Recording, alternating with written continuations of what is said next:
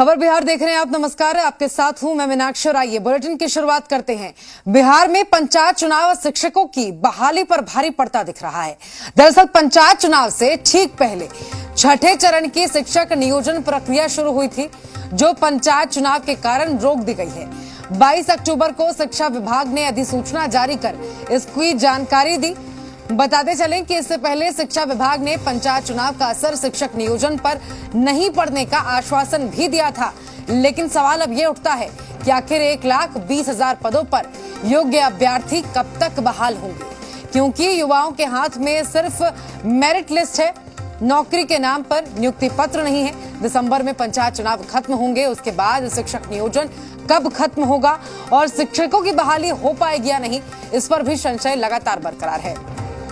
तो शिक्षा विभाग ने अधिसूचना जारी करके इस बात की जानकारी दी थी। 22 अक्टूबर को शिक्षा विभाग की ओर से एक नोटिफिकेशन जारी किया गया था, जिसमें बताया गया था कि पंचायत चुनाव के कारण ये प्रक्रिया बाधित हो रही है, जिसे अब चुनाव के बाद पूरा किया जाएगा। दर दर की ठोकरों खाने के पश्चात हम 38,000 अभ्यर्थी को अभी तक ना तो नियुक्ति पत्र मिला है, न विद्यालय आवंटन हुआ है। काउंसलिंग हुए विगत 2-3 महीने हो गए, जिनका काउंसलिंग नहीं हुआ उनका काउंसलिंग नहीं हुआ है।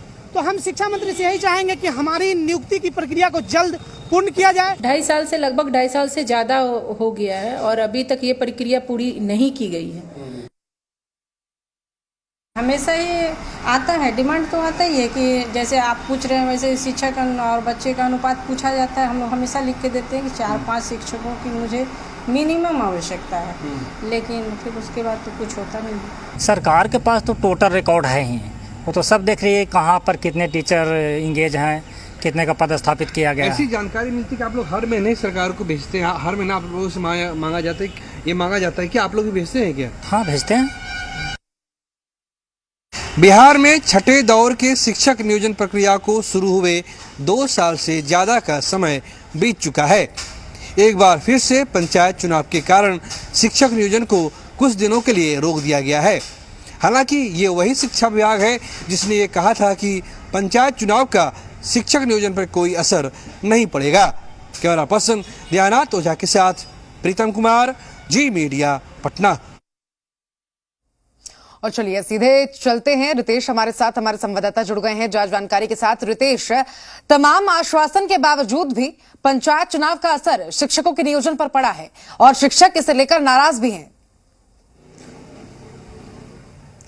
बिल्कुल सही कहा मीनाक्षी आपने, क्योंकि जिस तरीके से आश्वासन दिया गया इन शिक्षकों को, लेकिन कोई भी आश्वासन आज तक पूरा नहीं हुआ है। पहले कहा गया कि पंचायत चुनाव का कोई असर इनके नियोजन पर नहीं पड़ेगा, वो जो आश्वासन दिया गया वो फुलफिल नहीं हुआ।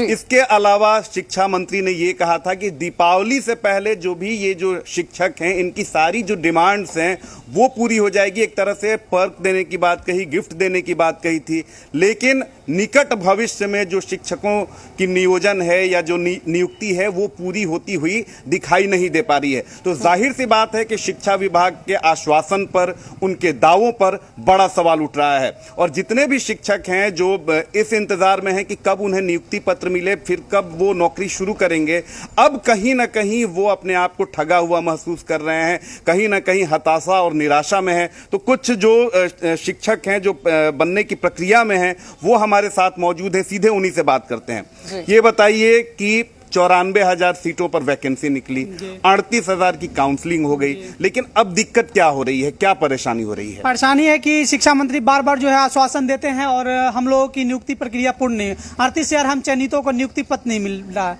तो एक जावेद साहब का शेर है कि तसल्ली है कि है नासाज शब्द, मैं अकेला ही नहीं बर्बाद शब्द, तलखियां क्यों ना हो असरार में, तलखियां क्यों ना हो असरार में, इन पर जो गुजरी है इनको है याद सब। अर्थात इसके माध्यम से शिक्षा मंत्री से यही कहना चाह रहे हैं कि हमारी दर्द को समझिए, हम 38,000 को नियुक्ति पत्र दीजिए और जल्द दीजिए। आपका जल्द सुन के हम लोग उब चुके हैं। आपने कहा था कि दिवाली की मिठाइयां आपको इतनी खिला दूंगा कि आपको दिवाली की मिठाइयां अच्छी नहीं लगेगी।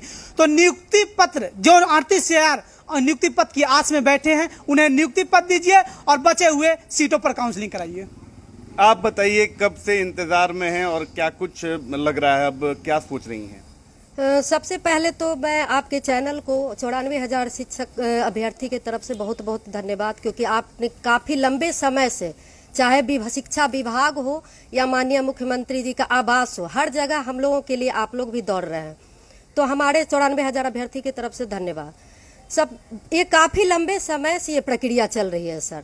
समझिए कि ये 5वां साल बीतने जा रहा है, लेकिन अभी तक इसी आस में लोग बैठे हुए हैं कि कब हमें नियुक्ति पत्र मिले और हम विद्यालय में जाकर अपना योगदान दें। लेकिन हमें ऐसा नहीं है कि हम इस सरकार के विरोधी हैं। हमारे जो एनडीए की सरकार है उसमें हमें बहुत आस्था है, बहुत भरोसा था, और अभी भी ऐसा नहीं है कि पूर्ण आस्था खत्म हो गई है। लेकिन इनका जो भरोसा था, इनका काफी सारा भरोसा कहीं ना कहीं टूट रहा है। आपका क्या नाम है? आप आगे आ जाइए। क्या नाम है और कितने साल से इंतजार में हैं आप? सर मेरा नाम बिंदु कुमारी है और सर ये बहाली 2017 से लटकी पड़ी हुई है।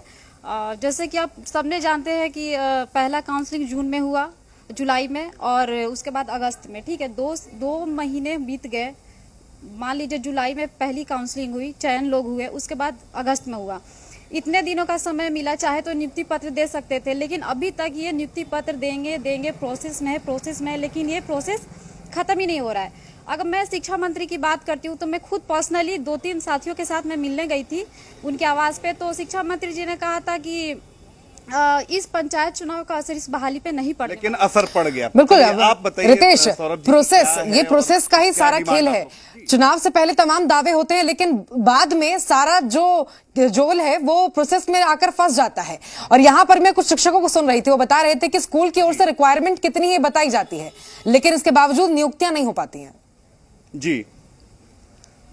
और मीनाक्षी, सबसे हैरानी वाली बात यह है कि जितने भी ओरिजिनल डॉक्यूमेंट्स हैं, ये जो भी हमारे साथ जो शिक्षक मौजूद हैं, इनके ओरिजिनल डॉक्यूमेंट्स जमा कर लिए गए हैं, लिहाजा अब ये प्राइवेट जॉब में भी नहीं जा सकते हैं। इसके अलावा ट्यूशन देने पर भी पाबंदी है। तो कैसे इनका घर खर्च चल रहा है, कैसे इनका खर्च चल रहा है? हमने इनसे बात की, काफ़ी परेशानी में ये चल रहे हैं। ये बताइए कि पंचायत चुनाव चलिए दिसंबर में खत्म हो जाएंगे, तो क्या उसके बाद क्या लग रहा है कि नियुक्ति हो जाएगी कि क्या फिर उसके बाद भी अधर में ही लटकेगा?